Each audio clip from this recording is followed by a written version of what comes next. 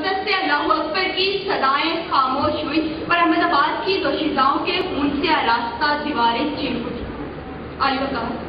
اس سے پہلے کہ میرا سینہ اس چیختے چلاتے ہجوم کی تکلیف سے پھٹ جاتا اور میری سمجھ میں کچھ نہ آتا کہ شاعر مشرق نے میرے کندھے پر ہاتھ رکھا اور کہا، ارے جاگ اور ان خوبصورت گدیوں میں ملبوس قوم کے بیٹوں کو بتا، تقریر کے قاضی کا یہ فتویٰ ہے ازل سے، ہے جرم ضعیفی کی سزا مرگ وفاجار۔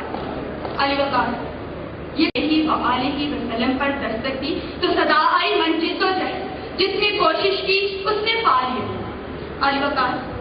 اگر ہم ماضی کے جھروکوں میں جھانکنے کی کوشش کریں تو ہمارے خلاف جرم ضعیفی کا شکار نہیں، بلکہ وہ شہادت ہے مطلوب و مقصود و مومن کے علمبردار دکھائی دیتے ہیں، جو کبھی ابراہیم بن کر آتش نمرود میں کود جاتے ہیں، کبھی موسیٰ بن کر فرعون سے ٹکراتے ہیں، کبھی حسین بن کر یزید کے سامنے کلمہ حق ادا کرتے ہیں، تو کبھی بلال بن کر دہکتے سلگتے انگاروں پر ہم بڑھاپے کا انتظار کرنے لگے۔ جب خدا نے کہا وآتوا الزکاۃ، ہم لوگوں کا مال کھانے لگے۔ جب خدا نے کہا واعتصموا بحبل اللہ جمیعا، ہم اختلاف و انتشار کا شکار ہونے لگے۔ جب خدا نے کہا وجاہدوا فی اللہ حق جہادہ، ہم بیٹھ کر تعویلیں بنانے لگے۔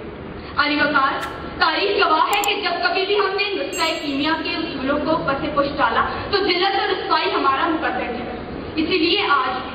آج بھی وادی کشمیر کی بیٹیاں کسی محمد بن قاسم کو پکار رہی ہیں، آج بھی صومالیہ اور بوسنیا کسی محمد بن قاسم کو پکار رہے ہیں، آج بھی افغانستان 21ویں صدی کے ٹیپو سلطان کا منتظر ہے اور فلسطین کی حالت ذات سنا ہے۔ پبرہنا چلو نوکے پرخاص، ایک تماشا ایک زندگی یوں بھی صحیح، رقص کرتے چلو تیز کی ڈھال پر، تم میں شامل ہے سرخی جواں خون کی، آسمانوں سے رنگ شفق چھین،